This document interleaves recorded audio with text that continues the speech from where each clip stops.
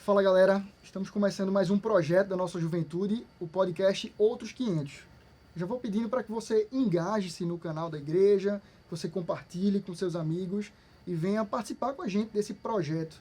Nossa intenção é ser uma bênção na nossa igreja e todos aqueles que participam. E hoje a gente está aqui com bons convidados para tratar a respeito do nosso envolvimento da igreja com a cultura. Estamos aqui, eu e Maninho, fazemos parte da igreja e trouxemos alguns convidados, como o pastor Marcos Amâncio e o João Manô. Vou passar agora a palavra para eles, para se apresentarem melhor. Bom, olá, prazer estar aqui com vocês. Como foi dito, meu nome é Marcos, Marcos Amâncio, sou pastor lá da primeira igreja presbiteriana de Tabuleiro, do Tabuleiro, lá em Maceió. E estou aqui muito mais para aprender. Tá aqui, prazer estar com o João, com vocês aqui também. Eu sou um aprendiz no meio de vocês, no máximo um palpiteiro, tá certo? Mas que bom, que bom estar podendo participar desse primeiro momento de vocês aí. Espero que Deus abençoe essa trajetória. Marquinhos é um amigo amado já do tempo de seminário, que a gente tem caminhado junto. É bom recebê-lo aqui. Vamos aqui, com certeza. João. Muito modesto também. Gente, sou João Manô, eu sou artista, faço parte do Coletivo Candeeiro, sou compositor, cantor. E estou feliz de estar aqui, podendo agregar de alguma forma com o que eu tenho estudado sobre arte, sobre cultura, sobre o nosso envolvimento com arte e cultura, e ao lado de pessoas tão bacanas. O Marquinhos já é um pastor, amigo, e fico feliz demais de estar aqui compartilhando com ele esse momento. Então vai ser massa, vai ser legal. Vamos lá. Então, João, eu queria te perguntar uma coisa. Eu tenho uma ânsia de envolvimento com a cultura, eu gosto muito da nossa cultura, mas eu sempre fico naquela de as pessoas, os cristãos que eu vejo que se aproximam mais para a cultura, acaba que tem um deslize aqui, um deslize ali, algumas atitudes que não são tão legais, que acabam meio que tentando moldar e fazer as coisas de uma forma que agrade ambos os lados. E eu queria te perguntar, tipo, o que é que tu acha disso? Como é que tu lida com a cultura no teu dia a dia? Como é que tu se aproxima? Visto que, tipo, tu usa muito a brasilidade, o Coletivo Candeeiro usa a bandeira do Coletivo Candeeiro, tipo, a brasilidade, e tu usa muito isso nas tuas músicas. Uhum. Legal, isso, eu acho que como em qualquer outro ambiente, e aí vocês podem falar sobre isso também, desde a arte até o ser pastor, é um ambiente propício à queda, como qualquer ambiente, né? Nós somos pessoas caídas, então todo ambiente é propício à queda. É fato que é mais perceptível no mundo da arte. O mundo artístico ele parece ser mais encantador, assim. A música ela tem um poder, ela tem uma força mesmo. Então ela consegue muito bem nos ludibriar em alguns sentidos. Não só no ambiente cultural, para eclesiástico, mas também dentro da igreja, né? Também não são poucos artistas que eu conheço que cantam para a igreja, que convivem na igreja, que têm, assim, deslizes terríveis, morais, éticos, deslizes, assim, de princípios mesmo, né? Então, obviamente na cultura a gente percebe isso mais, mas na igreja, como qualquer outro lugar, existe também. Eu acho que a gente precisa ter uma consciência sólida da nossa relação com Deus. Eu acho que no envolvimento com a cultura, tudo bem se formos leves como a água, fluidos como a água, mas na nossa relação com Deus nós precisamos ser sólidos. Nós precisamos estar muito bem centrados na palavra, nós precisamos ter muita consciência da nossa relação com Ele. O nosso mandato espiritual ele é mais importante, ele é primeiro que o mandato cultural. Então, obviamente, a gente percebe que cada dia mais os artistas estão caindo em deslizes inúmeros, primeiro porque não tem um pastor próximo, não tem um pastor perto, não tem uma igreja local firme, não tem uma consciência mais plena do ser cristão, do ser criativo, artista também. Então, assim, na minha questão, igreja me salva. A vida eclesiástica, a vida com o pastor, a vida com irmãos, isso me salva. Porque sempre que eu tento ser ludibriado pelas belezas e mandingas da arte, o chão de terra da igreja local me salva. Isso me traz de volta desse campo nebuloso que é. Então eu acho que para um artista cristão, ou para qualquer cristão, todo e qualquer envolvimento cultural, ele deve estar muito bem consciente e partindo de um envolvimento muito sólido na igreja local. Nossa, é interessante que o ser cultural é algo que Deus nos deu, né? Sim. Reflete a imagem de Deus na nossa vida. A imago Dei, o Senhor, é apresentada enquanto Ele é um ser criativo, e aí Ele cria do nada todas as coisas, mas Ele nos empresta criatividade. A gente vê isso desde Gênesis, quando Deus manda o homem dar nome aos animais. Isso é desenvolvimento de criatividade. Já é sabe? cultura. Já é naquele cultura momento. ali. E é interessante Desenvolvendo. que nesse texto diz o narrador que Deus chama o homem porque queria ver como ele iria nomear os animais. Então Deus tem interesse. Ele dá a função do homem de criar. O homem vai criar. E Deus está lá, contemplando esse momento. Ele se agrada desse momento. Ele quer ver Adão nomeando os animais. Pode continuar. Bem, assim. Lhe cortei só para fazer Relaxa. parêntese. Mas faz total sentido entender que Deus se envolve nisso, Sim. porque Ele, de fato, nos criou a sua imagem para essa contemplação mútua. Nós contemplarmos a sua graça, e é assim que Ele nos chama a ter o dia separado para essa contemplação. E aí, eu estava até escrevendo um texto recentemente sobre contemplação e descanso. A gente entende o domingo como o dia do descanso, e esse descanso é relacionado com contemplação do Senhor, que é belo, que é majestoso, que a gente canta os seus atributos e percebe beleza nisso. E Ele nos dá criatividade para fazê-lo. Na minha conversão, uma das coisas que mais tocou o meu coração foi a questão da música. Eu fui convertido pelo Senhor através do envolvimento de alguns amigos no colégio ainda, e eles me levaram para um pequeno grupo que foi o aniversário de uma menina que me chamou. Fui lá, eles já oravam por mim, já falavam de mim para o pessoal de lá dessa igreja, e a partir de então, quando eu cheguei, as pessoas me recepcionaram muito bem. Passava lá e, oxe, esse é Ponte e tal, não sei o quê. Que massa, é tu, que é massa. Mas outra coisa que me chamou muita atenção foi o seguinte: as músicas cantadas em louvor ao Senhor. E eu pensei, caramba, pode isso? Eu vim de um contexto católico que a música não era utilizada dessa forma. E aí eu vendo aquilo ali, poxa, a música pode ser direcionada para Deus, para o louvor da glória desse Senhor, sabe? E Deus usar essa criatividade para poder... nos deu essa criatividade para poder louvá-lo. Isso é... Deus aprecia música. Isso. Né? Isso nós vemos na palavra, né? O tempo todo. Tem um livro inteiro, né? Está ali, né?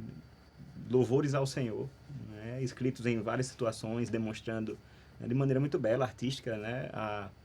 As formas que são usadas no livro dos Salmos e em toda a palavra do Senhor, né? E, de fato, né, não deveria nos surpreender o fato de essa expressão tão, né, tão clara da nossa vida humana, Sim. fazer parte também da nossa vida diante de Deus. Né? Isso é maravilhoso. Mas me permita voltar, Pedro, você nos lembrou da criação, né? Ter cultura faz parte do ser humano, né? Porque Deus nos criou dessa maneira, né? E eu acredito que essa verdade é uma verdade muito clara na palavra, é algo que deve nos guiar, né? Ou pelo menos guiar o nosso entendimento quando a gente fala de um envolvimento com a cultura. Porque normalmente eu penso que nós temos uma perspectiva meio complicada ou equivocada no que diz respeito a esse envolvimento com a cultura. Como se nós fôssemos neutros. Né? Imagina um cientista, né, que está ali no seu laboratório, tudo esterilizado, e ele lava as mãos, ele usa todos os instrumentos, e ele vai pegar o seu tubo de ensaio, vai analisar aquilo. Né? E muitas vezes nós, os cristãos, nós lidamos com a cultura brasileira, brasilidade, dessa maneira, como se estivéssemos fora.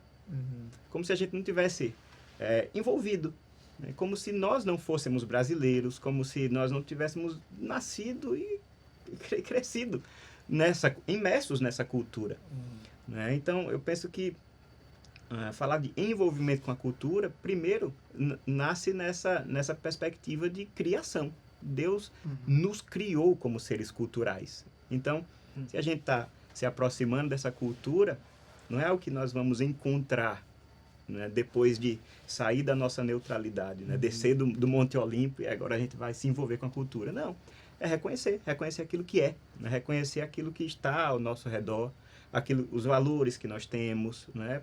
Cultura, normalmente a gente fala muito de música, poesia, né? Mas cultura é como nós, sei lá, fazemos as nossas compras, como organizamos as nossas finanças, como nos reunimos com os nossos amigos, família, como são as nossas festas de casamento, de aniversário, tudo isso é cultura. Isso varia, né? Você vai para qualquer outro lugar no mundo, vai ter outras manifestações.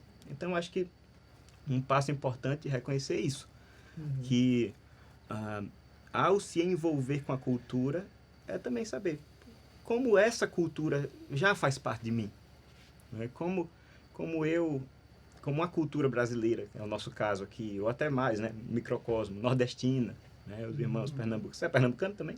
É pernambucanos, paraibanos, eu sou alagoano, né? Então, já aqui nós temos, né, 3 culturas que podem já divergir em algumas questões. E isso faz parte também, né, de quem nós somos. Então, acho que é importante essa abordagem também. Massa. E voltando para o aspecto de criatividade, a própria confecção da escritura sagrada, quando a gente vai estudá-la, a gente percebe a criatividade do Senhor a fazê-la. Alguns textos já deixam isso mais complexo quando a gente vai estudá-lo ali, porque o próprio texto, um dos livros, ele apresenta uma linguagem jurídica, apresenta uma narrativa, apresenta poemas, apresenta profecia, mas Deus usa tudo isso para expressar e revelar a sua graça. E isso a gente vê Deus sendo criativo a utilizar. Então, esse Deus criativo nos comunicou essa graça de sermos também seres criativos que se envolvem com isso que é cultural. Que legal, mano, assim, e você tá falando, eu fiquei viajando agora na minha cabeça aqui, e assim, viajando e conhecendo outros lugares, Deus me deu o privilégio de conhecer de diversas formas diferentes, porque, e você percebe o quão isso é mágico, quando num final de semana você vai para São Luís, no Maranhão, e no outro final de semana você vai para o Sul. Sim. Aí você tem esse impacto social, aí você fala assim, esse impacto cultural, aí você fala, meu Deus do céu, isso aqui é Deus manifestado no Sul, isso aqui é Deus manifestado no Nordeste, lá em São Luís. Olha que loucura isso aqui. Olha quantas faces, quantas cores, quantas formas de ser, quantos jeitos, né? E é isso que você está falando. Deus se revela de maneira criativa. E a glória de Deus, ela é tão densa, ela é tão majestosa e maravilhosa, que ela precisa ser expressada de diversas formas possíveis. Então a gente vê na poesia, vê na música, vê no rosto de uma cara lá do Sul, vê no rosto da pessoa de São Luís, na sua forma que aquela pessoa cresceu, no contexto social, geográfico, cultural daquela pessoa. Então, assim, a criatividade está presente em que Deus é. Deus é um ser criativo.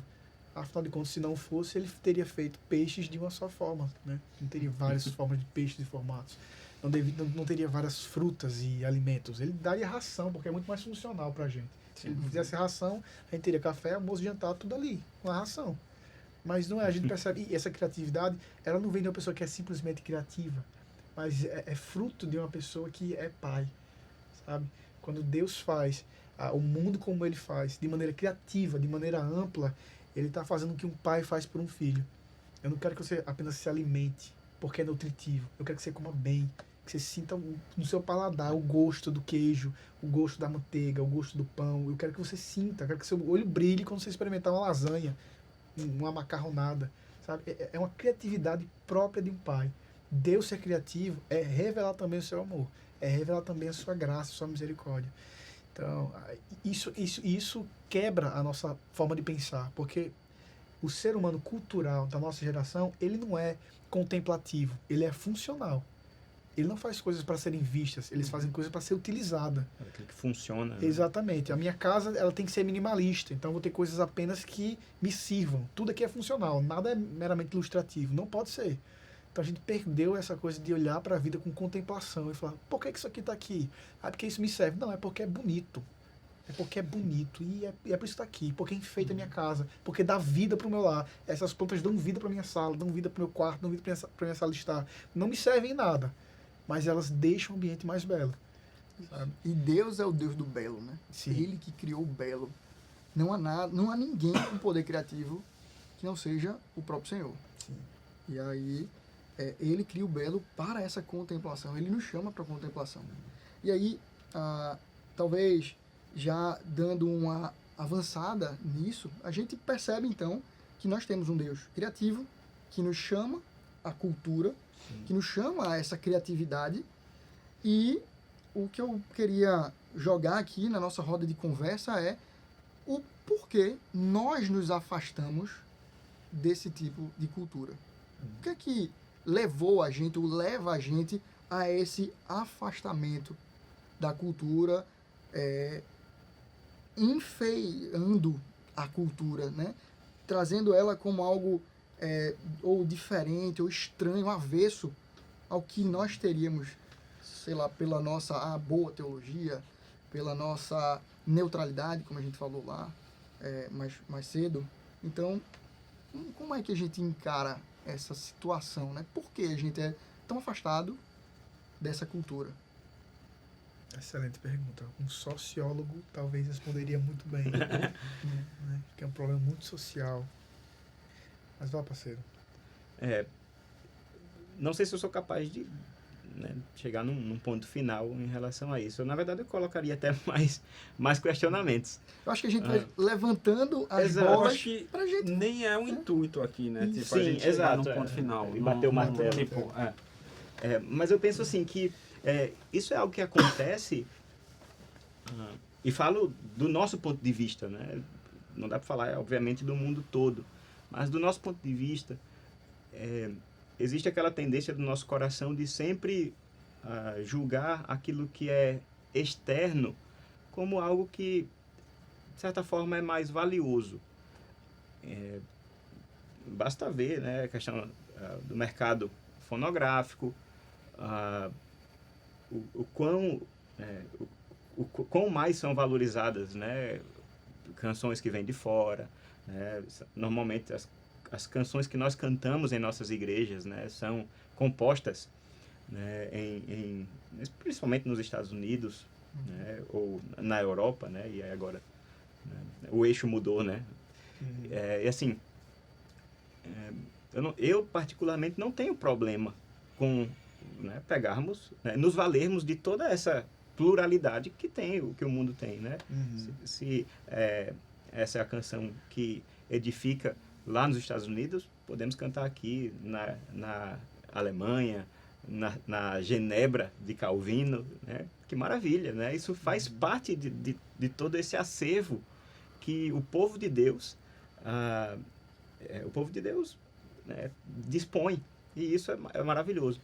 E por que não a contribuição também da cultura brasileira, né? Mas, como eu disse, eu penso que aquilo que vem de fora sempre parece ter um brilho maior, né? Isso é uma pena, porque se você pegar, por exemplo, um missionário transcultural, imagine alguém né, um irmão nosso que busca capacitação e vai, né, vai enviado a um campo, a um povo não alcançado, por exemplo.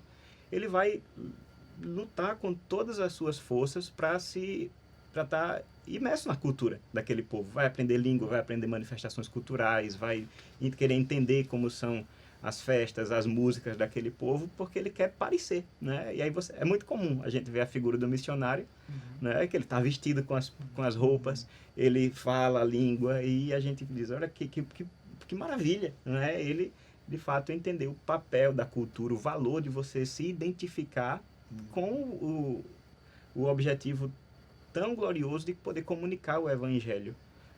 O Evangelho, perceba, não relativizado, né? Essa mensagem mas na língua daquele povo, na cultura daquele povo. Agora, por que a gente não faz isso com a cultura brasileira? Porque nós, né?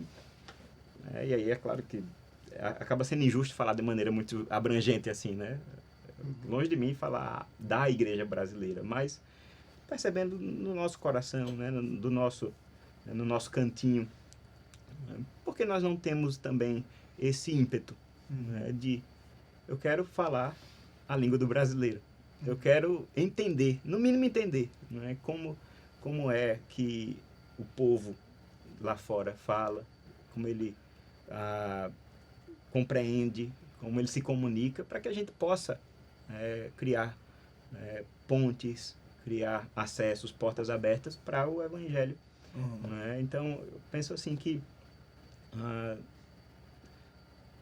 infelizmente esse afastamento, né, e aí por isso que eu estou colocando mais um questionamento, né, esse afastamento acaba sendo uma dificultação na nossa missão até. Eu acho... Pode falar, parceiro, fica à vontade. Eu só para jogar na roda, eu me agarro muito no que tu falou no início, do mandato espiritual e mandato cultural. Eu acho que a gente acaba sendo cômodo / preguiçoso de exercer esse mandato cultural. De tipo, de pagar o preço, de se preparar para estar lá, de ensinar, de discipular os nossos filhos, de discipular as pessoas, para preparar essas pessoas para enfrentarem, estarem lá e brilharem a luz de Deus e salgar e ser luz lá. Então, que é um processo educacional também, né? Exato. Então, acho que muitas vezes a gente acaba ficando naquele comodismo de não, aqui eu aqui é muito tranquilo para mim a situação, porque aqui eu tenho tudo sobre o meu controle. Eu diria comodismo, acrescentaria também orgulho, parceiro. Eu acho que na vida, quando a gente recebe o evangelho de graça, ainda sobra uma arrogância no coração da gente de falar assim, então fui separado. Não por mérito meu, mas lá no fundo talvez, entendeu? Então a gente meio que separa uma bolha de que eu fui escolhido e eu fui separado. E aí entra essa coisa do que você falou de não abraçar minha cultura, porque se eu sou separado, eu sou de uma outra classe, eu sou de um outro nível. Então eu sou do nível das pessoas que estão lá fora, não nesse nível vira-lata do brasileiro. Inclusive, eu não lembro quem foi que virou essa chave do vira-lata para mim, mas achei maravilhoso. Talvez tenha sido Rubem Alves, se eu não me engano. Eu não vou citar o nome porque eu posso pecar contra ele. Mas ele disse assim, rapaz, não existe nada melhor do que ser vira-lata. Achei isso maravilhoso. Porque você quer ter pedigree pra quê? Só vai lhe dar trabalho, dor de cabeça. O vira-lata você pode passar noite sem comer, você pode pegar a doença, que a doença vai embora, você se cura da doença. O vira-lata, isso aqui é essa mistura. A pureza não está na pessoa que é casta lá e tem o seu sangue nobre, não. A pureza está nisso aqui, na mistura. Tá na coisa mais mal amanhada que é o brasileiro. Achei isso fantástico. Então eu acho que quando a gente abraça essa coisa do eu sou vira-lata mesmo. Deus me achou vira-lata. E eu continuo sendo vira-lata. E por graça divina, ele vai me levar vira-lata até naquele dia. Então, enquanto vira-lata, eu vou dar com os vira-lata também. Eu não vou ter essa coisa do eu estou num outro lugar e por isso não me integro. Entendeu? O envolvimento com a cultura não deve ser isso que você falou, de descer de um monte e ir lá falar com as pessoas. O envolvimento com a cultura é entender que Cristo orou dessa seguinte forma: peço que não os tires do mundo, mas que os livre do mal. Eles não são do mundo, como eu também não sou, mas eu não estou pedindo para que você tire eles do mundo. Eles precisam estar aqui. Aliás, é o sal deles, é o meu sal neles que irá preservar esse mundo e refrear o processo de apodrecimento. Maravilha. Então, a gente precisa abraçar isso. Eu sou vira-lata mesmo, gente. É isso mesmo. É o caminho da honestidade e da humildade. É o esvaziamento e a compreensão de quem você é. Eu sou vazio. Cristo me salvou assim, glória a Deus. A glória é toda para Ele. Então, eu acho que essa coisa da separação, de não nos envolvermos, é arrogância nossa. A gente tem um mercado gospel, porque o nosso mercado tem que ser gospel, tem que ser sacro, ele não pode se misturar com o mundo. A gente tá no Twitter, a gente não é apenas pessoa que está no Twitter, web crente. Web crente. Porque a gente precisa se diferenciar do mundo. A gente não pode ser o mesmo que eles. A gente está num lugar, não é forró do mundo, é forró gospel. Porque a gente não pode se misturar. Então, é comodismo também. Mas eu acho que ainda é muito da arrogância do ser humano. Sobre essa questão da cultura, ela adentrar, o próprio Saltério, ele mostra um pouco disso, da cultura ali sendo elemento pelo qual o salmista ele compõe o salmo, sabe? A gente vê ali métricas que são desenvolvidas. Alguns vão dizer, segundo a melodia, os lagares. Outro salmo interessante do próprio Davi, se não me engano, o quinto, ele é um arpista. E ele pede, estou compondo isso aqui para flauta. Isso aqui traz um entendimento sobre o texto. A flauta é utilizada como um instrumento de lamento. Ele está trazendo seu lamento ali, seu coração aberto dentro dessa perspectiva. Então, ele traz da cultura que está à sua volta para compor o salmo. Que aí o salmo, a música que Deus criou e nos entregou, ela é permeada pela cultura. E não porque a cultura hebraica, porque a gente poderia pensar assim, não, porque a cultura hebraica, o povo de Deus, desde lá do Antigo Testamento, enfim, não é porque a cultura hebraica é maior ou melhor do que outra cultura, mas é porque ele estava envolto ali e ele saca do que está na sua mão, a sua possibilidade ali, né? E foi a cultura que Deus usou para se comunicar. Então tá dentro da cultura ali, e o que ele está utilizando para louvar o Senhor. Esse Deus que o criou criativo e deu, né, essa cultura para que ele pudesse experimentar. Então a gente percebe novamente, mais um momento, o Senhor usando essa cultura, trabalhando isso e nos fazendo louvá-lo e agradar a ele por meio disso. E nesse contexto, eu acredito que vale a pena a gente sacar o conceito tão importante que a nossa tradição reformada traz, que é o conceito de graça comum. Um texto que fala muito ao meu coração, né, me coloca muito a pensar. Está lá no início da Bíblia, lá em Gênesis capítulo 4, já depois da queda, nós vemos aqueles relatos em paralelo, né, da descendência de Caim, a descendência de Sete, no finalzinho do capítulo 4, iniciando o capítulo 5. E aquele contraste ele é muito interessante, né? Nós vemos, de um lado, uma família que continuou invocando o Senhor, né? Uma família que continuou na fé, continuou adorando, e são os filhos de Sete. Mas a marca deles é simplesmente eles vivem e morrem. Eles vivem, têm filhos e morrem.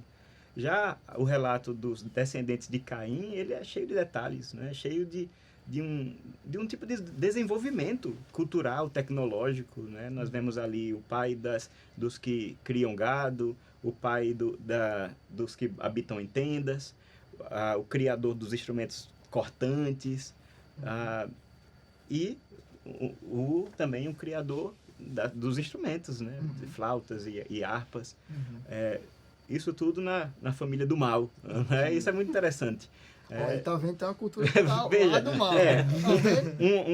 Um olhar rápido, né, nos leva a essa conclusão, né? Olha, tá vendo, todas essas coisas, elas já começam na origem, né? Na origem como algo manchado, né? Algo corrupto, né?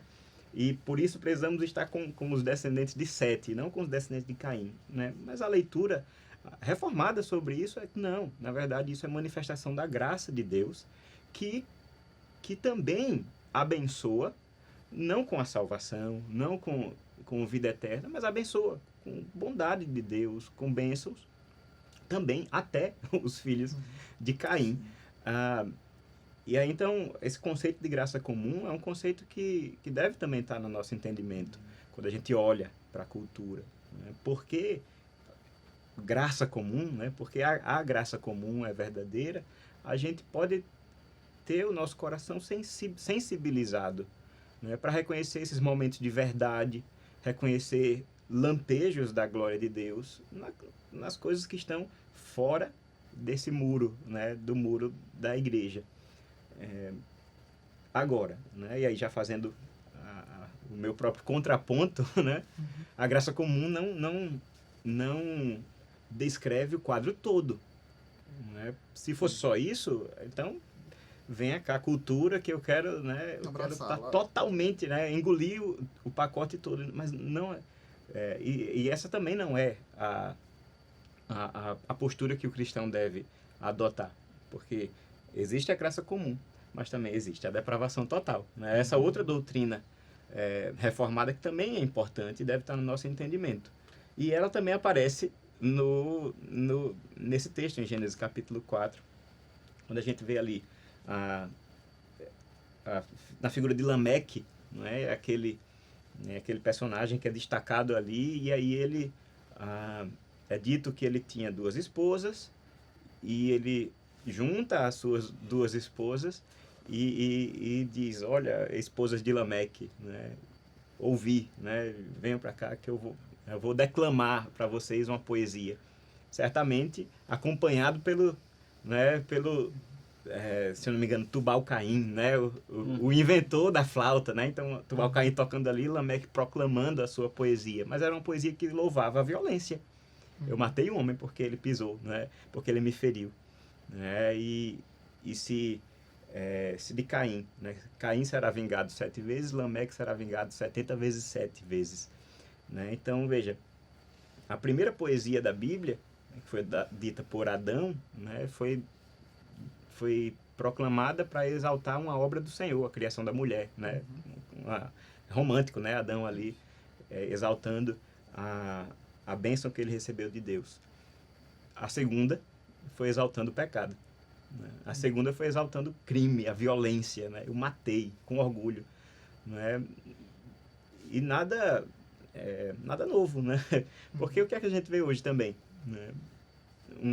A música, né, já que estamos falando basicamente, principalmente da música, da poesia, as manifestações culturais que exaltam aquilo que não deveria ser exaltado. Violência, imoralidade, né? Então, as vislumbres também do pecado, né, do pecado humano, essa verdade da depravação total. Então, em resumo, falei muito, a graça comum é uma verdade, então há verdade, né? Há vislumbres dessa glória de Deus na cultura. Mas a depravação total também é verdade. Sim. Então, por isso cautela, né? Por isso olhos abertos, né? Isso já dita como nós devemos nos aproximar, né? Mano, você falou uma coisa que eu preciso destacar, assim. Lindo demais. Não existe nada quebrado que a graça não conserte. Porque, veja só, você falou sobre essa canção que fala sobre 70 vezes 7. Sim. E, exatamente, posteriormente, a graça, ela redime essa expressão. Essa poesia, né? Essa poesia. Quem fala 70 vezes 7 não lembra de morte, lembra de perdão. Exatamente. É isso que a graça faz. É isso que o cristão deve fazer. Ele tem que ir para a cultura e transformar aquilo que é quebradiço em algo perfeito para a glória de Deus. Sabe? Então, isso tem que ficar destacado, mano. É a graça que faz isso. É a graça que faz isso. Você, com toda a sua habilidade criativa, você não vai conseguir transformar algo ruim da cultura em algo bom, se não é a graça de Deus. Então, graça comum tá ali, depravação total, e graça também devia ter que estar. É isso, parceiro. Massa demais. Coisa boa. Show de bola. E só uma questão pra gente conceituar um pouco de depravação total, para talvez quem não tenha essa intimidade. Essa doutrina diz que todas as coisas que o homem se relaciona foram tocadas, contaminadas pelo pecado. Então, se Deus criou a relação de um homem com a mulher, essa relação é tocada. A relação de um pai com o filho, a relação do homem com o trabalho, a relação... todas as relações que o homem pode ter, Sim. ela é tocada pelo pecado. E a gente vê a relação cultural sendo manchada, né? Maculada com esse pecado também. Mas o Senhor nos permite experimentar e redenção até nisso. Sim. Bem, Nesse sentido, já que estamos falando de redenção, e aí eu penso que é onde talvez more algum perigo, né? Naqueles que, de repente, têm contato com esse tipo de conversa, com esse tipo de material, tem se despertado, né? Que parte do interesse legítimo, né? Poxa, como é bom, né? A gente poder falar sobre isso, ter envolvimento cultural, independentemente de qual área seja, e aí surge aquela questão, né? Eu quero me engajar, né? Há um perigo ao falar de redenção, né, pensarmos que a cultura redime. E aí que está uma questão que, né, talvez possa até ser um indicativo daquilo que Maninho levantou no início da nossa conversa aqui. Né? Por quê? E de fato isso acontece. Porque tantos que começam nesse caminho acabam se perdendo lá na frente. E aí eu penso que é quando a cultura se torna esse ídolo. É quando a bandeira da cultura ela é maior que a bandeira do evangelho. Né? Então é um perigo que aquele que está envolvido com isso vai ter que lidar. É uma tentação. Né? Mas não é porque a cultura ela é má em si, porque isso acontece em todas as áreas da nossa vida. Né? Eu sou pastor, né? O ministério pode se tornar um ídolo, né? O ministério é mau, é errado? Claro que não.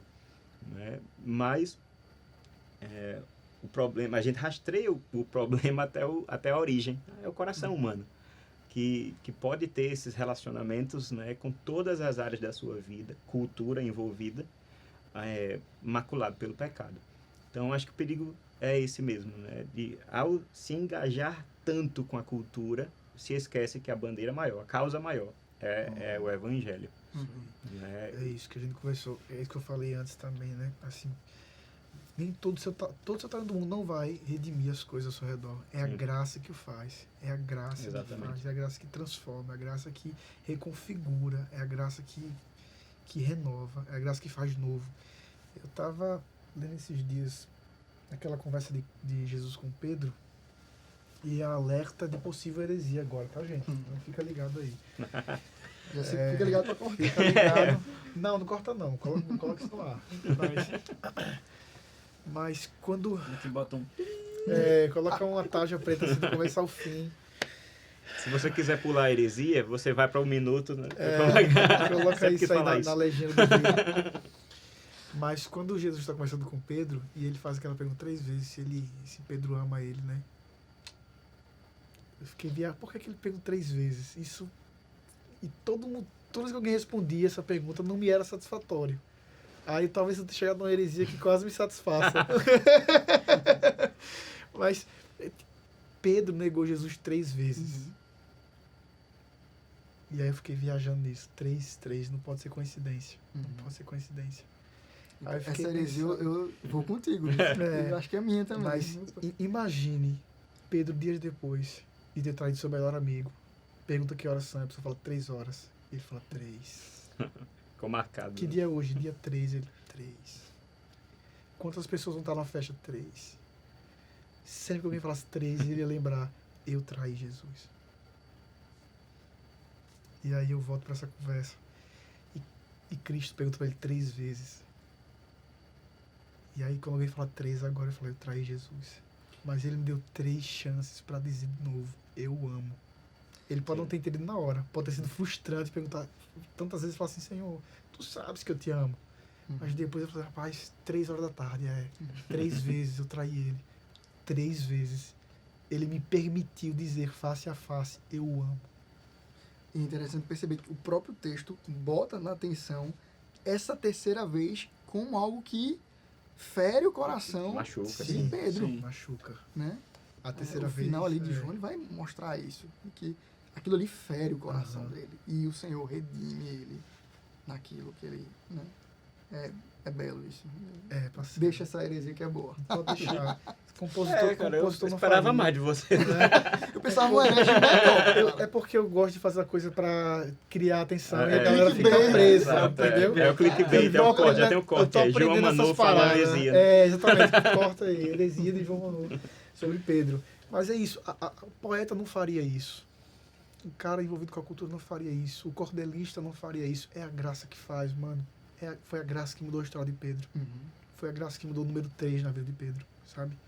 Então é isso, o envolvimento com a cultura, ele é importantíssimo, porque Deus se revela na nossa língua, Deus se revela face a face, ele fala do nosso jeito, ele caminha como nós, ele fala a língua do seu povo, ele dá exemplos da vida cotidiana do seu povo. Tudo isso é belíssimo, mas sem a graça de Deus, tudo isso é vão também. Interessante isso. Vou trazer algumas coisas que já estão fervilhando na minha cabeça. A primeira, nesse ponto que tu trataste, a nossa confissão de fé, ela pensa sobre isso.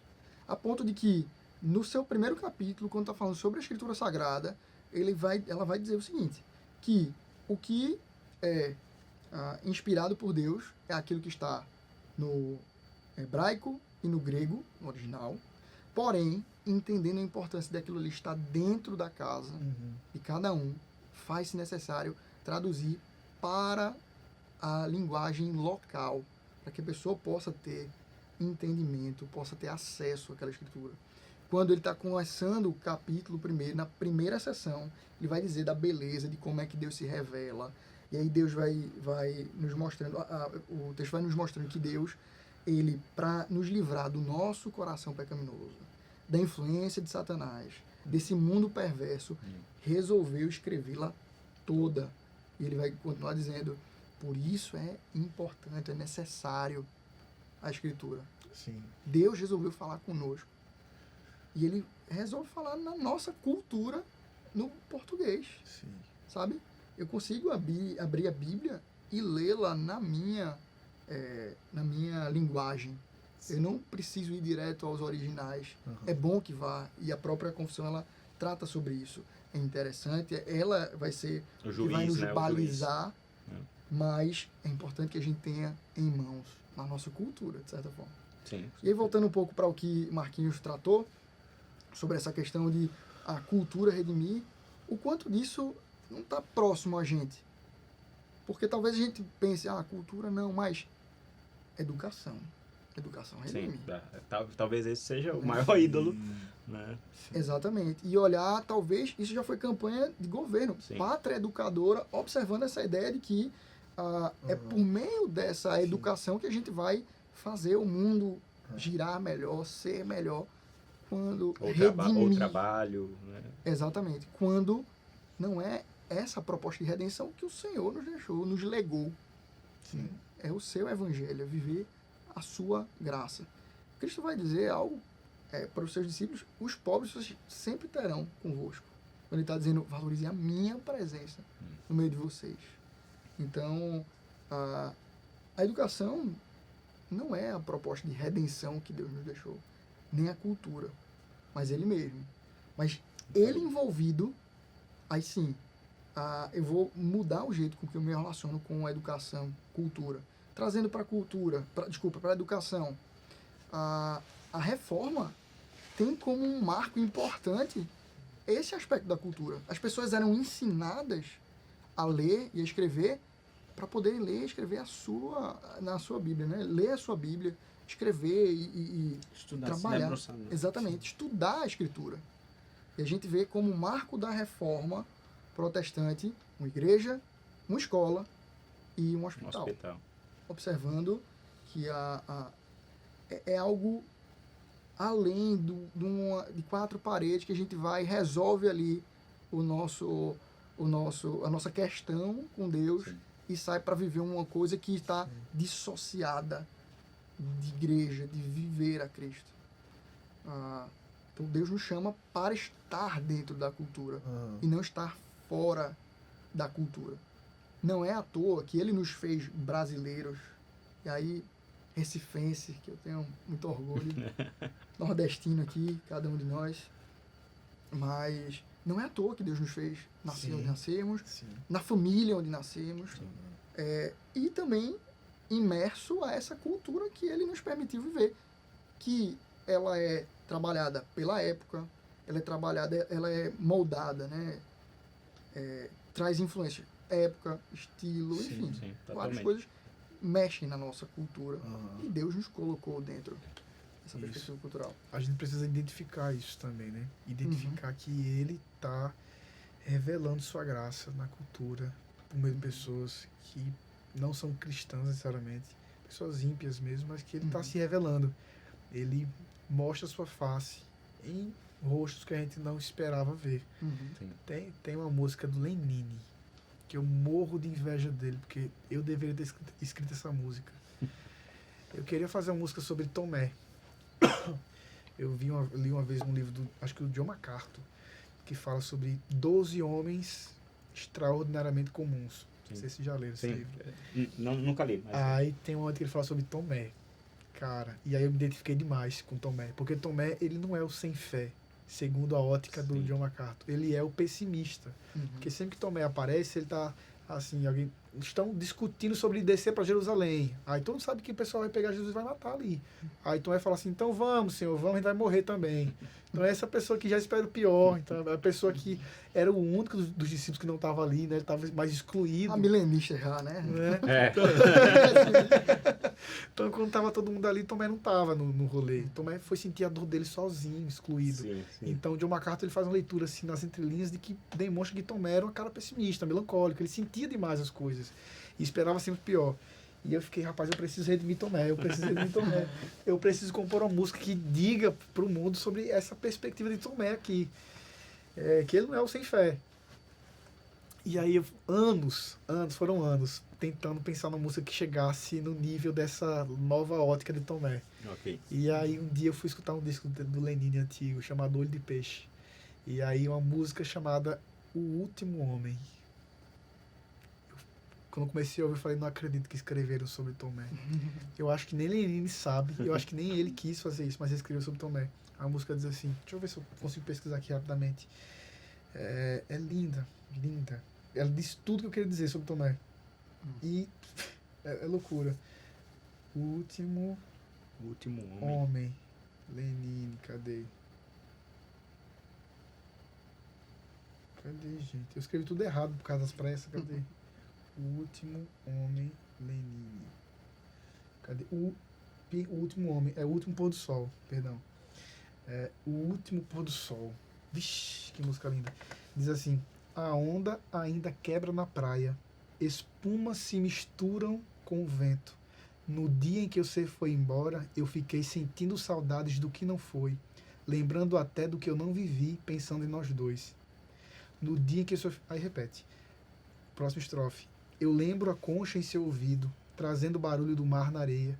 No dia em que você foi embora, eu fiquei sozinho olhando o sol morrer, por entre as ruínas de Santa Cruz, lembrando nós dois.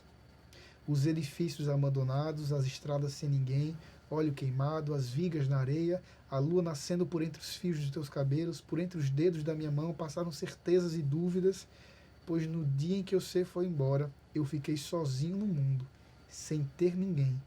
O último homem, no dia em que o sol morreu. Eu acho isso aqui fantástico. É como se fosse Tomé saindo sozinho, indo pra praia e lembrando de tudo. Hoje, no dia que você foi embora. Aí ele fala, no dia em que você foi embora, eu fiquei sozinho no mundo, sem ter ninguém. O último homem, no dia em que o sol morreu. Muito bom. É incrível, Aquele mano. sábado, Exato, antes da ressurreição. exato. O sentimento era esse. Então, assim, Acho que o sentimento dos discípulos a caminho de Emaús também, sim, né? Sim, Essa é. mesma percepção. exatamente. Agora só existe nós aqui. Acabou a esperança, acabou o nosso melhor amigo, nosso Sim. amor, o objeto do nosso É. afeto foi embora e eu tô aqui sozinho. Não sobra mais nada. Eu sou o último homem do mundo. O sol morreu. Não vai ter amanhã. O sol morreu. Então, essa desesperança de quem perdeu a esperança de fato Sim. e tá se sentindo sozinho, isso é absurdo, isso é absurdo. E se você for uma pessoa que se detenha para longe dos limites ali do envolvimento cultural, se você é uma pessoa que está fechada para enxergar Deus revelando a sua face em rostos que você não esperaria identificar, você vai perder coisas como essa. Uhum. Essa fala sobre Tomé, que não é sobre Tomé, mas o meu coração cheio do Evangelho, o meu coração, a minha ótica cheia de graça, o meu desejo por reconhecer Deus em todas as coisas, me faz ver nesse trecho uma música sobre um momento ímpar da Bíblia, que ninguém soube falar como, mas ele soube. É muito interessante, né? E assim, eu penso que isso não é de certa forma, não vem do nada, né? Não vem de um vácuo, né? Parte daquilo que nós entendemos, né? Faz parte, inclusive, da própria teologia calvinista, né? Esse entendimento de que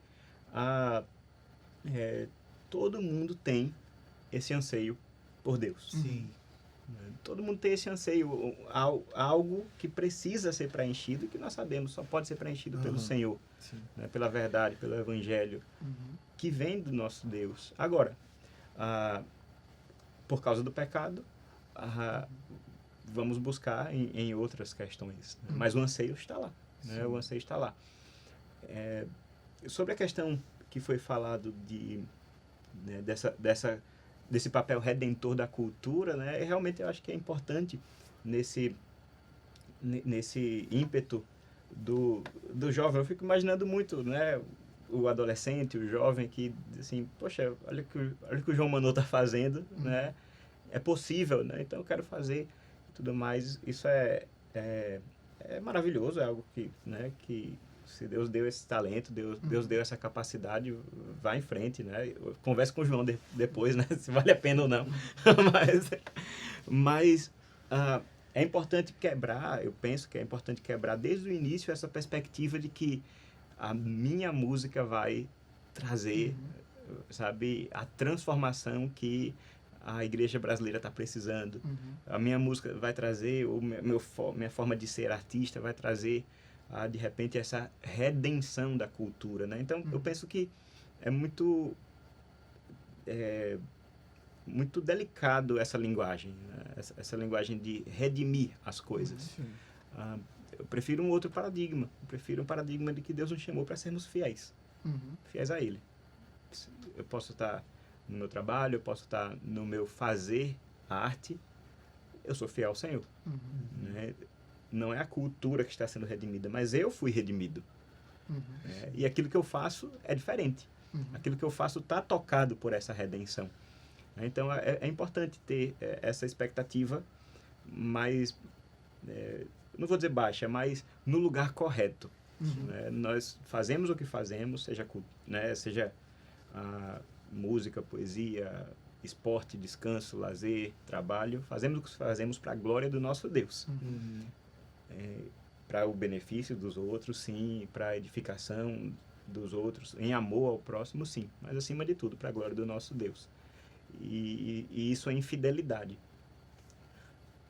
Eu digo isso porque podemos evitar muita frustração. Né? Podemos evitar muita frustração de lá na frente alguém dizer eu não servi para nada. Né? Certa vez um professor meu me levou a pensar nisso realmente. Como os grandes momentos da história em que a gente pode dizer, olha, eles estão redimindo as coisas, ficaram no tempo. Né? Pense na Reforma Protestante. Né? Não estou dizendo que ficou no tempo, né? Sofremos até hoje a influência, as consequências, mas pense numa Genebra de Calvino, por exemplo. Hoje é uma cidade totalmente secularizada, né? Totalmente tomada pela imoralidade e em que você tem apenas vislumbres ruínas daquilo que já foi. Né? Todo momento de redenção é passageiro, porque a gente espera um momento glorioso e perfeito de redenção, que é a volta do nosso Senhor Jesus. E pleno. E pleno. Nele. Exatamente. E por Ele. A questão é essa, não sou eu, não é você, não é aquilo que a gente faz, né? Nós fazemos o que fazemos porque Ele já fez por nós. E Ele virá, né? Virá para, de fato, restaurar todas as coisas e devolver até a cultura para o seu lugar. Né? E aí a gente chega no final, eu adoro aqueles textos que nós temos na palavra que falam sobre a grande reunião dos crentes naquele dia. Né? E nós lemos que estarão lá gente de todo povo, de toda língua, de toda raça, de toda nação. Né? Isso significa que é você olhar para o lado, né? Naquele dia, né? Que estaremos lá e ver alguém totalmente diferente, numa cultura totalmente diferente. né? E estaremos lá e viveremos eternamente. Né? Então, o próprio Deus reúne para si todas as culturas do mundo, porque ele precisa ser adorado por todas as culturas do mundo. Né? A glória de Deus, ela exige isso. Né? Menos que isso, não é digno do nosso Salvador. Essa aqui vai diretamente para a nossa juventude. Não sei se vocês já ouviram, né, galera? Salmo 87, eu acho que é inédito. Já preguei aqui algumas vezes, foi um sermão de prova meu. E uma coisa que eu acho maravilhoso de ver no Salmo é ele mostrando a composição da igreja do Senhor. Primeiro, ele é o fundamento dela. Deus diz que ele ama mais as portas de Sião do que as outras cidades. Depois ele vai falar quem é o componente dessa igreja. E é interessante, ele não fala nenhuma tribo de Judá.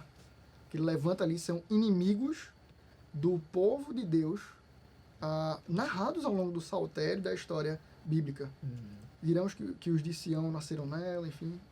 Na verdade, ele vai falar sobre Filístia, Tiro, Etiópia, Egito, na figura de Raabe, ali uma cidade egípcia. Inimigos ferozes desse povo. Ele está dizendo, e ele fala 3 vezes, voltando aqui, dirão que eles virão de lá, ao contar os povos, registrar os povos, dirá, este nasceu lá. E a ideia é de que eles foram enxertados. E o último versículo 7 vai dizer, todos os cantores com júbilo cantarão, todas as minhas fontes estão em ti. E aí eu trago a minha parte da heresia e dizer que aqui eu enxergo, talvez, esses que foram citados, inimigos com as tribos, talvez, e gente de várias culturas louvando ao Senhor, sabe?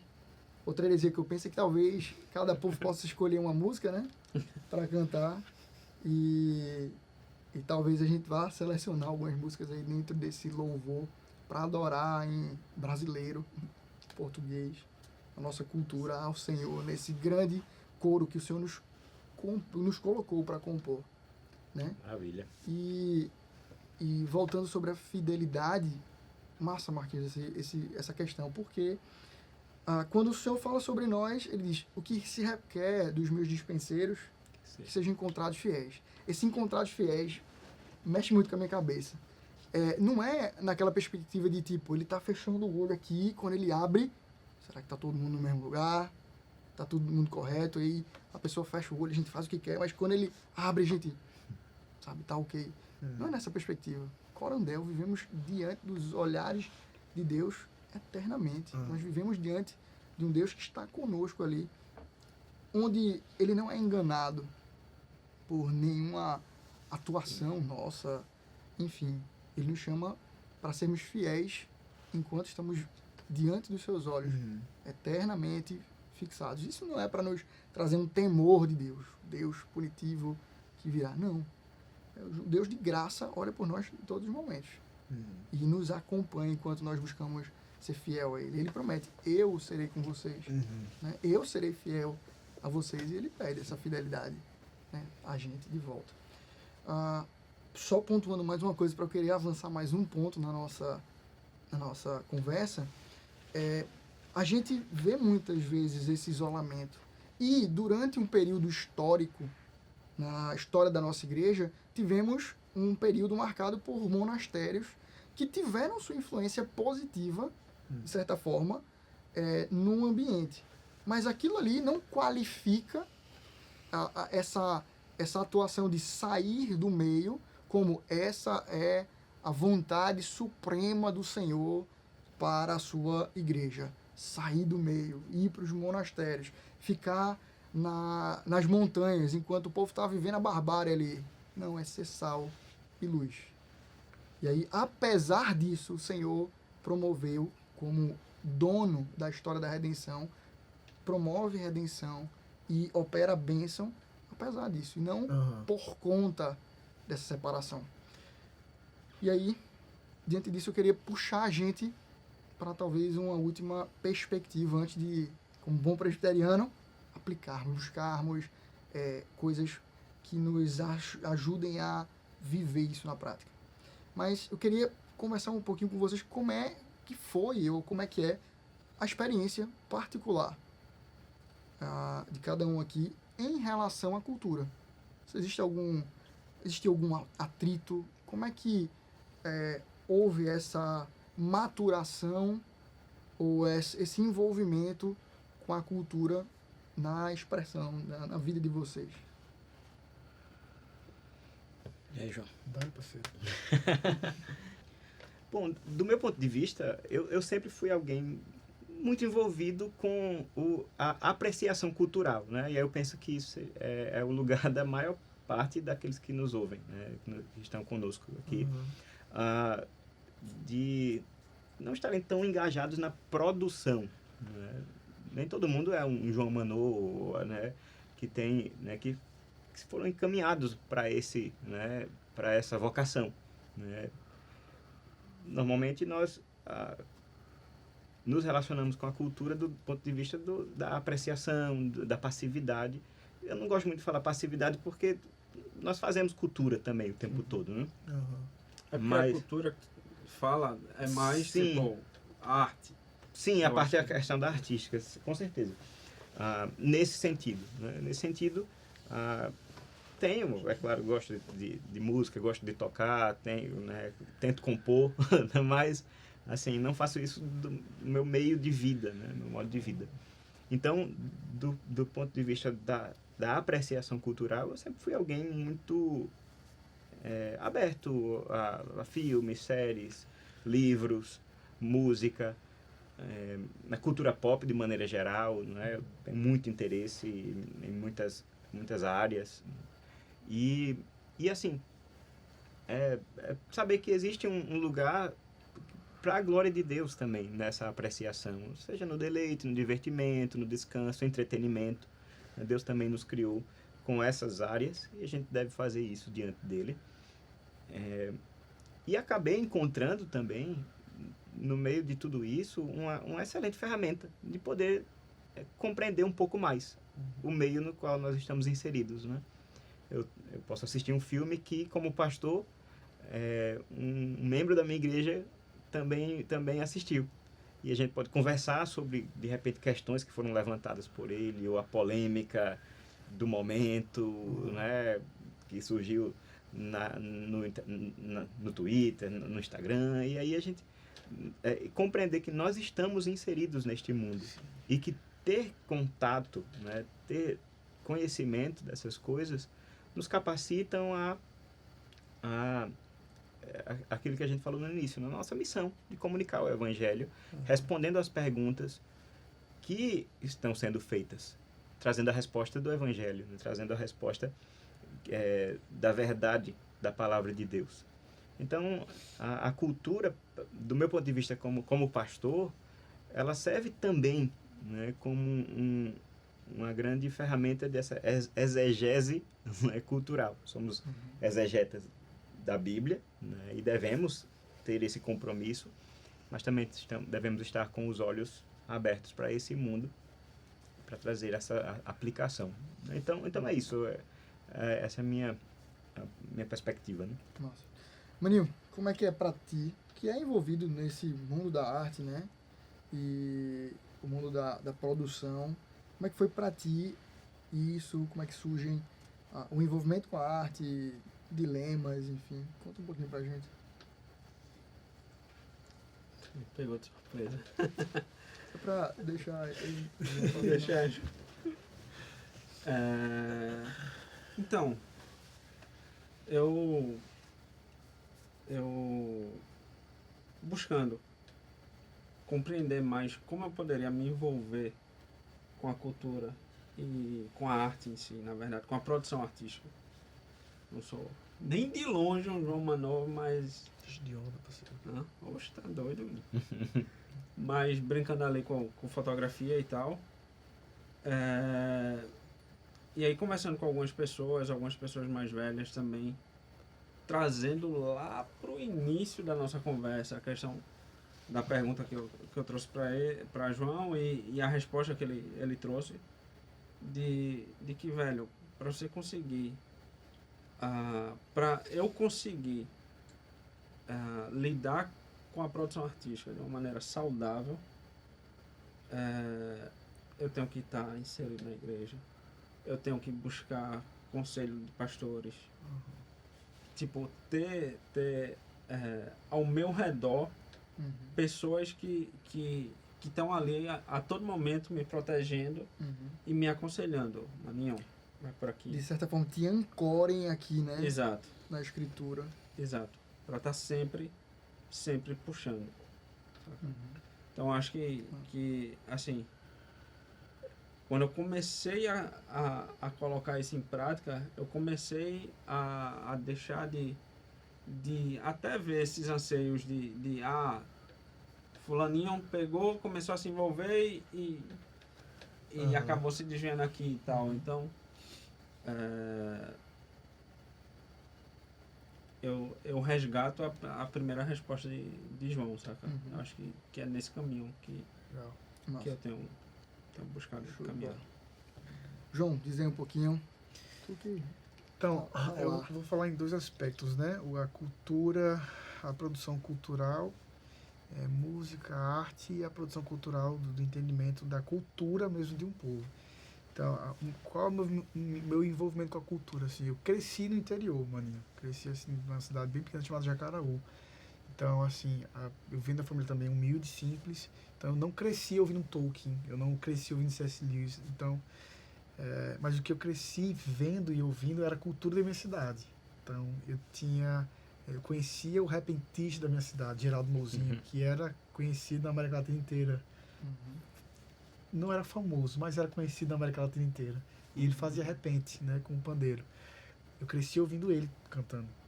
Eu cresci indo no São João assistir as quadrilhas. E esse foi o mais perto que eu já estive de uma peça teatral. Foi a quadrilha de São João. Tinha uma quadrilha, ainda tem, muito famosa lá na minha cidade, que se chama Sanfona de Ouro. E uma vez eles fizeram com o tema Charlie Chaplin. Foi a primeira vez que eu vi Charlie Chaplin na minha vida. E ele era nordestino. Então eu me orgulho muito disso. Era vizinho, assim, de porta. Era meu vizinho. Quadrilha linda. Quando muito você vê o Charlie caprichosa. Chaplin na TV, não é esse não, né? O original. O que eu conheço Melhor. é muito melhor.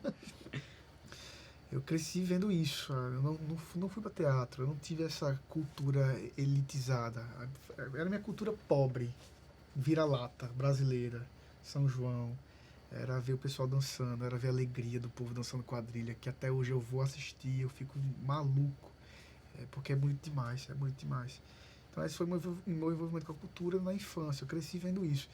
Conforme fui sendo mais absorvido pela comunidade evangélica, né, eu fui perdendo esses traços. Então a minha música, a priori, ela não era tocada, ela não era reproduzida na igreja, porque não era música para a igreja. Então tocava música, o pastor falou assim: linda, João, mas faz isso em casa, tá? Aqui você faz música de crente, aqui você não faz isso não. Então, aos poucos eu fui cortando a minha brasilidade nas músicas. Não porque eu queria ser ouvido, mas é porque eu tinha esse desejo de... a minha igreja precisa cantar música nossa aqui, eu preciso compor para a minha igreja. Eu só sei fazer isso, eu tenho que produzir arte para a minha igreja. Então, fui limando minha forma cultural de ser e absorvendo uma outra cultura, que é a cultura evangélica. Né? A cultura da bolha, que também cultura, é uma sim. cultura. É. Entendeu? Então, essa cultura de se distanciar também é uma cultura. Fui absorvendo essa cultura aqui. Finalmente, em 2017, 2018, quando eu conheci o Coletivo Candeeiro, o Marco Teles da Guia, isso foi abrindo minha mente. Não, você tem que absorver isso que você vive, isso que você é, o lugar onde Deus lhe colocou. Se Ele colocou você em Jacaraú para ver o Charlie Chaplin nordestino, ao invés do Charlie Chaplin que a gente vê na televisão, então absorva isso e fala isso para o mundo. E aí só abrindo meus horizontes para, meu Deus me colocou ali, naquele fervo cultural daquela forma. Eu não cresci ouvindo Tolkien, mas eu cresci ouvindo Geraldo Mouzinho tocando repente. É isso que eu preciso entregar para o mundo. Então, primeiro, essa foi uma entrega minha do que eu recebi da minha cidade, do meu nascituro ali, do meu berço. Jacaraú me deu isso e eu estou devolvendo para o mundo aquilo que eu recebi na infância. Segundo, e aqui eu vou citar um exemplo, a gente precisa conhecer a cultura porque a gente precisa criar essa ponte finalmente entre eternidade e tempo. E essa ponte precisa ser construída. É uma ponte visível, é Cristo, mas a gente não deixa ela visível, transparente para o mundo. 2020, pandemia. Eu estava gravando um disco, e é um disco chamado Museu de Mim, que eu nunca lancei esse disco, ficou engavetado. Mas eu estava produzindo esse disco para ser lançado como meu segundo disco. E aí veio a pandemia. Todo mundo foi impossibilitado de trabalhar, de gravar, de sair de casa. E aí eu não podia sair. Mas o disco estava lá e estava lindo. Eu estava muito orgulhoso desse disco. Só que veio a pandemia. E eu fiquei entre terminar esse disco e lançar e fazer outra coisa. Aliás, não tinha essa opção. Né? A opção era lançar o disco e terminar de lançar. Só que na minha cabeça eu fiquei, não faz sentido. Não faz sentido a gente estar vivendo um evento global que todas as culturas estão sendo afetadas por isso e eu, alienado, continuar minha vida como se nada e lançar um disco que eu estava gravando antes da pandemia. Não faz sentido. Não faz sentido nenhum. Seria mais uma vez eu na minha bolha evangélica de alienado do mundo. Então eu falei, não, eu preciso produzir algo que comunique com o que a gente está vivendo hoje. Eu preciso criar algo e contribuir para a cultura de hoje. Então foi assim que eu saí do que eu estava fazendo, do projeto, pausei ele e fiz o Volver, que é um disco que fala sobre a dor. Que é muito claro na pandemia. nele, essa... É muito claro assim, essa Sim. coisa, né? É um disco que fala sobre a dor lamento, né? e tenta trazer esperança. Então, Volver é um disco que fala do Romanos 5:3-5. As tribulações, também nos gloriamos nas provações, porque elas geram em nós maturidade, a maturidade a esperança e a esperança a paciência. Né? Eu não sei se é essa a ordem, mas são essas três coisas que a dor produz em nós. Esperança, maturidade e paciência. Eu falei, não preciso dizer isso para o mundo. Nós precisamos nos gloriar por meio da dor que estamos vivendo de forma geral aqui, que é a pandemia. E isso vai trabalhar em nós a paciência, a maturidade e a esperança. Então, se de um jeito eu pego culturalmente que eu absorvi do mundo e entrego, agora eu preciso estar ligado no que a cultura vive para dizer para o mundo o que o evangelho tem a dizer sobre isso que você estava falando, né? Essa ponte de eu preciso dar atenado, eu preciso saber, eu preciso dizer, porque as pessoas não percebem que elas estão num pecado, porque normalmente elas estão correndo no fluxo desse mundo. Então você não percebe que você está ansioso por estar distante de Deus, porque a ansiedade agora é normal. Então a ansiedade é simplesmente doença, ou é falta de alguma coisa química, um distúrbio químico na mente. Mas a ansiedade também é você não ter fé em Deus, você não depositar sua confiança nele. Então a gente precisa apontar para a cultura o que nós vivemos em cultura. A gente precisa estar ciente disso. A nossa geração é uma geração ansiosa, a nossa geração é uma geração funcional, que esquece o que é contemplativo. A nossa geração, a nossa cultura de pessoas produtivas, a gente tem que ser produtiva, a gente tem que se desgastar, a gente tem que correr atrás, juntar dinheiro, a gente tem que juntar reserva de emergência, tem que investir, tem que não sei o quê, tem que ser produtivo, e você não percebe que está dentro de um fluxo que é do espírito desse século. É o fluxo que vai lhe levar à morte. Você está lutando, trabalhando para viver esse mundo aqui. Então, quando você tem essa visão, ou quando você tem um pastor que tem essa visão do que está acontecendo no mundo e pode lhe falar, meu irmão, fique ligado, porque isso que você está tendo é porque você está no espírito desse século. Isso também é imprescindível para o contato cultural, né? Para além da cultura de produzir, a cultura de um povo, como o povo está se movendo, está existindo nesse momento, como é que esse povo está falando, está se dialogando, está, enfim, crescendo, convivendo. A gente precisa saber disso para poder apontar para o povo uma resposta que o evangelho pode dar. Eu tive uma experiência também, todos os temas, né? Mas a minha, ela é bem marcante, assim. Eu sempre fui muito envolvido com música, cultura, assim. Isso sempre fez muito parte de mim. E muito antes também da minha conversão. E foi interessante um passo que até o João tratou aqui. Posso dizer que eu sou igual ao João em alguma coisa, vê que massa. Filho do Senhor, né? Mas a ideia de que eu fui... irmão em Cristo, né? A ideia foi que eu fui deixando coisas de lado porque eu estava adentrando aqui a isso que é a cultura evangélica e, de certa forma, eu fui perdendo coisas que, para mim, eram caras, eram boas. E a gente vai se afastando, né? Eu fui me afastando muito. Eu até lembrei que eu era muito marcado por... A pessoa falava alguma coisa e eu pegava uma música que tinha alguma das palavras que ela falou, completava com música. Isso foi até saindo do meu conviver do meu dia a dia, e até adentrando nessa questão de consumo e consumo, eu vejo isso, reflexos hoje. Eu sempre fui muito mais da música, e hoje eu escuto muito podcast e menos música do que eu escutava antes. E o meu coração foi se percebendo assim, enredado por entender que a nossa cultura ela está dentro do que seria esse evangelicalismo em bloco comum e que está sendo experimentado, dado para experimentar dessa forma e desse padrão, e me afastando do que é cultural porque estava marcado, ou pessoas, ou o século, né, presente século, Satanás tocou naquilo e agora eu não posso mais tocar. Sim. Se ele tocou, ou se aquilo tocou, tá podre, como se Deus não pudesse purificar, e como se não houvesse graça comum dentro. E aí, um movimento que eu tenho visto hoje surgir de alguns anos para cá é um movimento de pensar do cristão inserido, por exemplo, em algo que a gente também saiu da cena, que é em vez da cultura, da política. A gente tem voltado as atenções a isso. O cristão precisa ocupar o espaço da política. E por que soa tão estranho, o cristão tem que ocupar o lugar da cultura?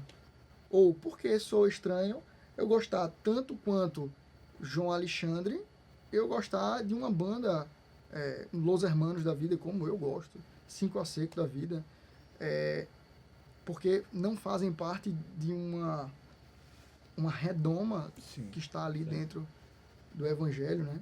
Então, Deus não nos proíbe de experimentarmos daquilo que é bom da cultura, né? E às vezes a gente nem experimenta do que é bom, mas é surrado por aí afora, ouvindo coisas até mesmo ruins. Mas o Senhor nos chama para sermos fiéis dentro dessa perspectiva e nos chama a sermos seres culturais. Como a gente começou a nossa conversa dizendo, Deus é um Deus criativo e nos dá criatividade. Deus forma a cultura e nos manda viver cultura, né? Então, não é algo que a gente possa chegar a dizer, vou estar dissociado. Porque faz parte da humanidade ser cultural. Né? Galera, então, trabalhamos muito sobre esse tema e, primeiramente, eu gostaria de agradecer a presença de cada um de vocês e vocês terem topado estar com a gente aqui discutindo sobre isso. E, como bons presbiterianos, vamos trazer o que é que a gente pode aplicar disso na nossa vida. Muito bom. Ok. Se posso deixar uma aplicação, né? Já fizemos muitas, né, ao longo da conversa aqui. Mas uma última, né, uma aplicação final, eu diria o seguinte. No nosso se envolver com a cultura, talvez seria muito interessante deixarmos de ser reativos. Porque eu percebo que nós temos um tipo de contato com a cultura muito reacionário. Mesmo na apreciação, mesmo diante, né, do que o mundo produz. Vemos uma música da Anitta, por exemplo, que faz sucesso e surge, né, normalmente, é muito comum no nosso meio aquele furor, né, de é um absurdo, olha o que está sendo exaltado e tudo mais. E tudo bem, há um espaço, né, para esse sentimento, não é? E tudo bem. Mas talvez seja importante darmos um passo além.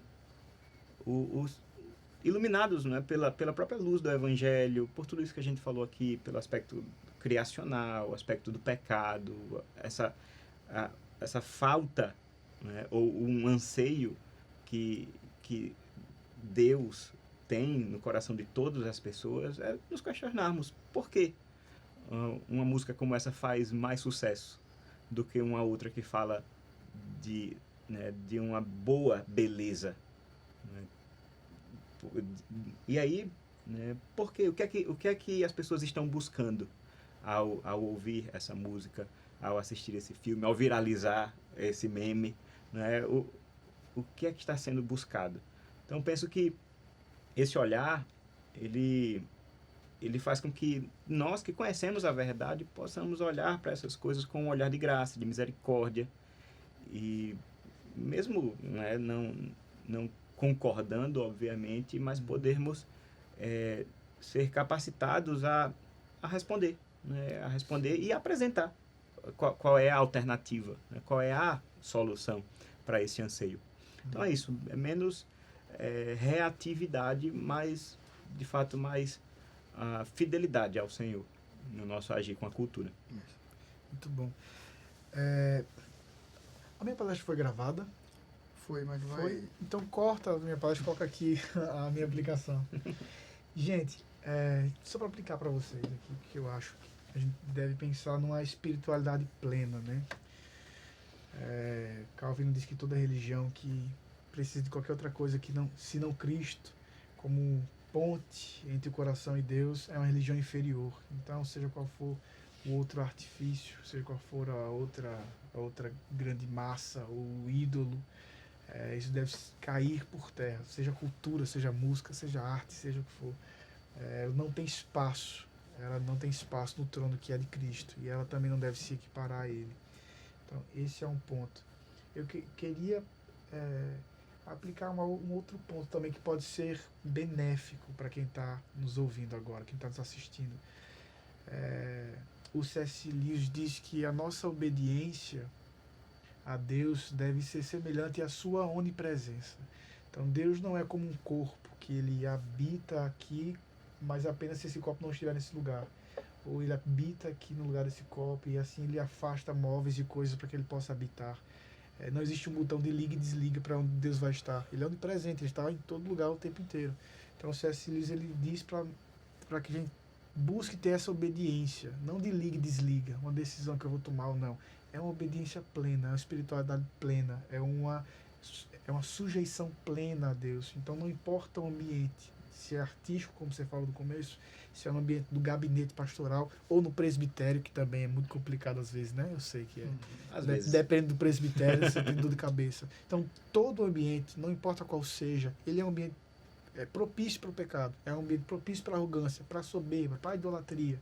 A questão é, a nossa obediência, estando nesse lugar ou não, ela continuará sendo tendo Deus como alvo, né? A gente continuará tendo Deus como centro se a nossa obediência for assim, uma obediência semelhante à onipresença.